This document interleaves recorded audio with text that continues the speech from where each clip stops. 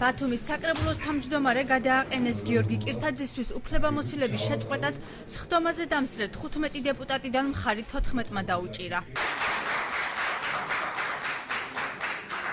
კირთაძის გადაყენების წინააღმდეგ ხელი მხოლოდ მისმა ყოფილმა თანაგუნდელმა გენადი თებიძემ აიღო.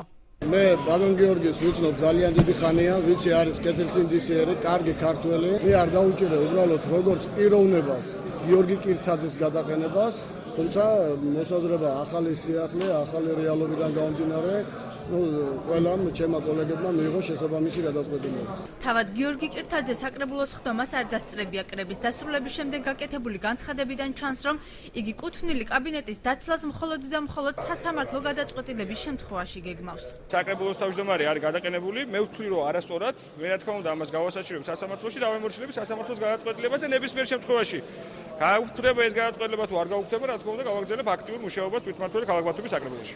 დღესვე დარბაზში მყოფმა დეპუტატებმა საკრებულოს ახალი თავმჯდომარეც აირჩიეს.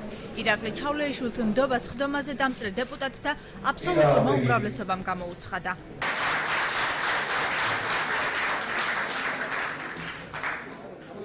ირაკლი ჩავლეიშვილმა ახალ რანგში პირველი კომენტარიც გააკეთა.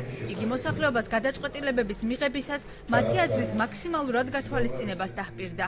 მომავალში ყველა საკითხის გადაწყვეტის დროს იქნება საზოგადოებრივი ჩართულობა და რაც შეიძლება მეტი ადამიანი მიიღებს ჩვენი ქალაქის მართვაში მონაწილეობას. საკრებულოს 23 დეპუტატიდან რიგარეშეს ხდომას 15 წევრი ესწრებოდა. მათგან ნაციონალური მოძრაობიდან მხოლოდ ერთი ნოდარ დუმბაძე გახლდათ, თუმცა მან ხდომა კენჭისყრამდე პროტესტის ნიშნად დატოვა. ბიჭუნდის საკითხის დაყენების მეორე დაყენების საკითხი, ანუ 19 ნოემბრამდე, 19 თებერვლამდე არ შეიძლებოდა. დააყენეს საკითხი ეს ორი კვირა თუ რამეს უწყვეტავდათ ბატონ ირაკლის და რეგლამენტის უხეში დარღვევით მით უმეტეს მეორე საკითხი დღის წესრიგში, რომელიც იქნა შეტანილი საკრებულოს თავმჯდომარის არჩევა. მე უბრალოდ ვერ ხვდები თუ რატომ მოხდა ნაჩქარევად აღნიშნული საკითხის შეტანა დღის წესრიგში. დუმბაძემ დღეს კირთაძის მოწინააღმდეგეებისგან გადაბირების მცდელობებზეც ისაუბრა. ზოგი ისე გადაიყვანეს დაშინები, ზოგი პროკურატურაში დაიბარეს, ზოგი მეგობრები მიუგზავნეს, ზოგს ოჯახის ახლობლები მიუგზავნეს.